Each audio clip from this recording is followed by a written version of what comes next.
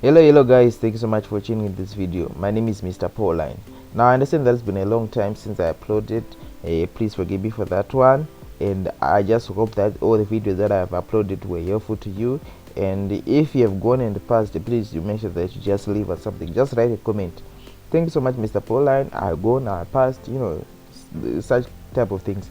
These are things that you hope motivate others so that they can actually go right and know that what we're actually doing here is actually free and is actually beneficial for a lot of people.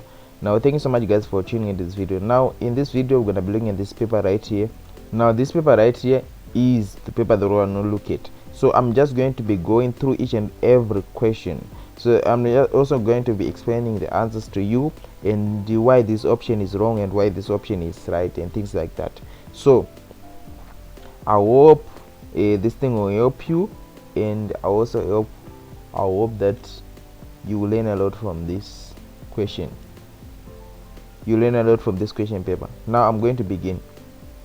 The first one says, when you are temporarily parked by the side of the road at night, you are to leave. So what are you to do? Option A, you have to leave your headlights on bright beam. You have to leave your tail lights and side lights on. You have to leave your headlights on low beam.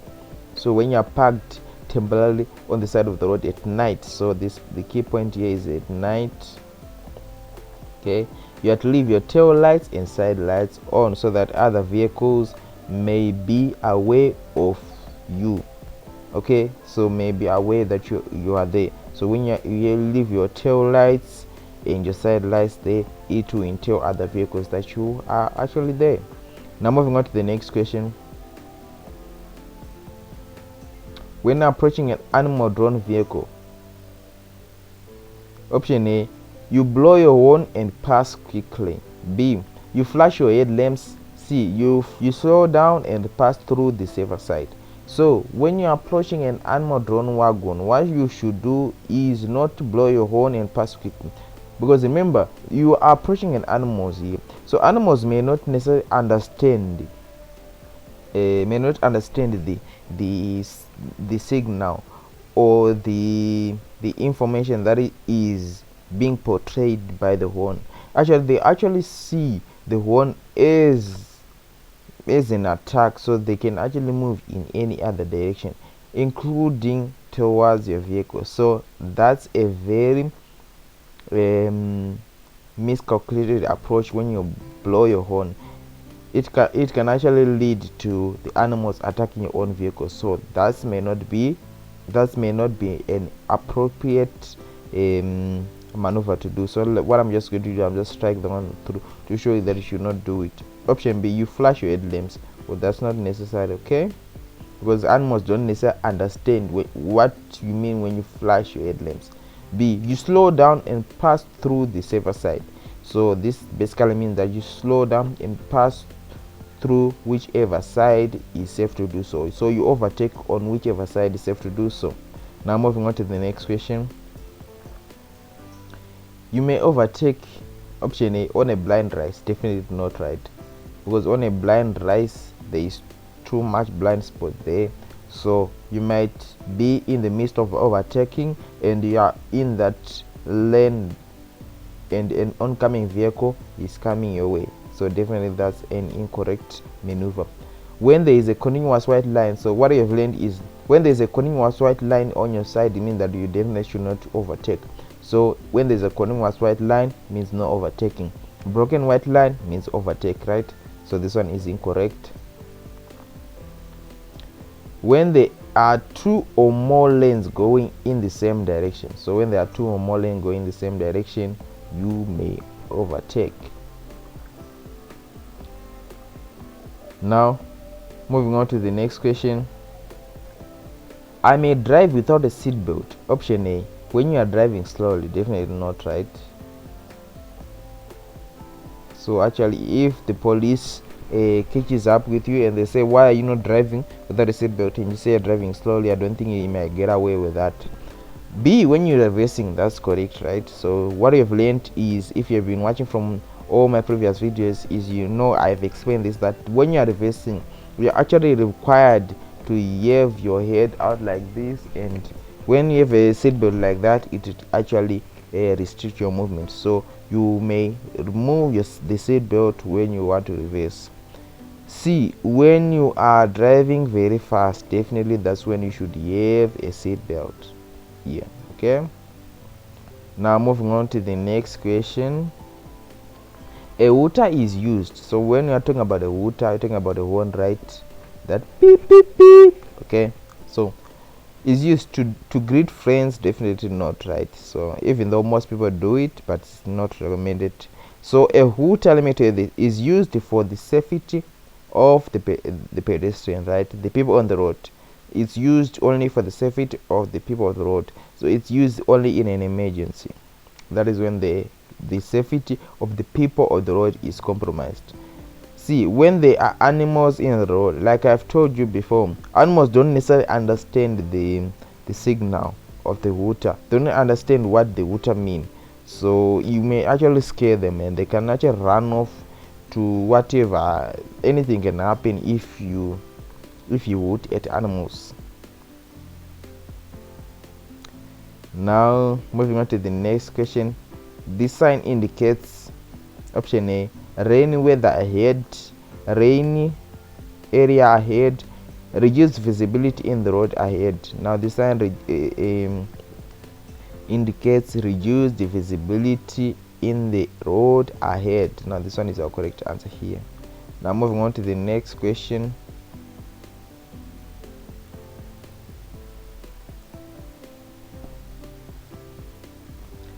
When facing a red robot with an illuminated straight ahead arrow, I may option A, proceed straight ahead, B, turn right should I wish not proceed.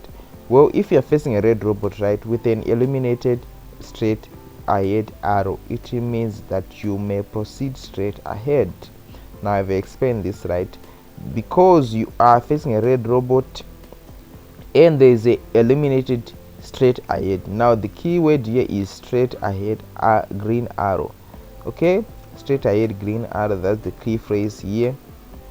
Okay, so because you are facing a straight ahead green arrow, it means that you can filter through the red robot if you are going straight, right? So if you are going straight, you may filter through the red robot. So moving on to the next question here.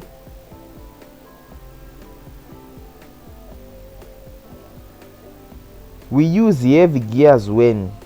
So heavy gears, what are heavy gears? Heavy gears basically include gear 1 and gear 2. Okay, so you use heavy gears when going uphill, in mud areas only, starting from rest only. So we use heavy gears when we are going uphill. This one is our correct answer here. Moving on to the next question. I hope you are learning, guys. If there is any confusion or anywhere that you like me to clarify, please do make sure that you let me know, and I will be sure to help you. Just let me know in the comment section if there is something that I say that is not clear, so that I can clarify in my next video. Which is not true if we need to save on fuel. Option A, avoid heavy gears. B, avoid very high speeds. C, gears and speed have nothing to do with fuel consumption. Now here we are looking at what is not true, so basically looking at what is false, right? Okay, so which is not true? Avoid heavy gears. Actually, this is true. So when you want to save on fuels, you avoid heavy gears because they use on a lot of power, right? So you avoid heavy gears, and also avoid heavy speed, because the more you speed, the more you consume a lot of fuel. Actually, I should have strike this one through here, because this is true and we are looking for something that is false, right? So you also avoid heavy gears. Why? Because heavy gears consume a lot of fuel, and gears and speed have nothing to do with fuel consumption. Now this one is our correct answer. Why? Because it is false. Gears and speed have everything to do with fuel consumption. Okay, Vehicle pre-driving checks include. So what are pre-driving checks? It means that before you start driving a vehicle, there are some certain things that you need to do, a checklist that you need to consider. Like for instance, well, let's just look at our answers. Okay, check rear view mirrors are properly adjusted. Okay, check underneath and around the vehicle for animals and children. C, make sure we have carried the registration book. Now the correct answer here is checking rear view mirrors are properly adjusted. Okay, now moving on to the next question. Which car or cars has or have the right of way in the traffic circle? So here is the traffic circle here. So when you're talking about traffic circle, you're talking about roundabout, right? We have car B, car C, and car A. Now you can see that car A is already circulating, and in our traffic circle we say that you give the right of way to cars that are already circulating, right? So car A is already circulating. So with that being said, it means that you give the right of way to car A. So what other car do we need to give the right of way to? Now car A. Now I want you to understand that in a traffic circle, a car can enter the traffic circle if it enters or is going into the traffic circle will not impede or reduce or hinder the movement of cars that are already circulating. So what do I mean by that? I mean that if B is to go into the traffic circle, it means that its movement into the traffic circle should not disturb the movement of car A. So car A should not reduce speed, should not stop, just by the reason that car B wants to enter. Now car B can afford, as you can see here, car B can afford to enter into the traffic circle without impeding the movement of car A. So the cars that will move here is car B and car A. Now can car C move without impeding the movement of car A? Definitely not. The moment car C enters, it means that car A will have to stop, and then car C will be in violation of the traffic road rule, which says that you cannot enter a traffic roundabout, which means that car should give the right of way to cars that are already circulating. Therefore car C should give the right of way to cars that are already circulating, which is car A. So the car that has the right of way is car A and car C. I hope I've explained that. Now let's move on to the next question. What must be avoided when raining? Option A, driving at high speeds. B, reducing speed. C, switching on wipers.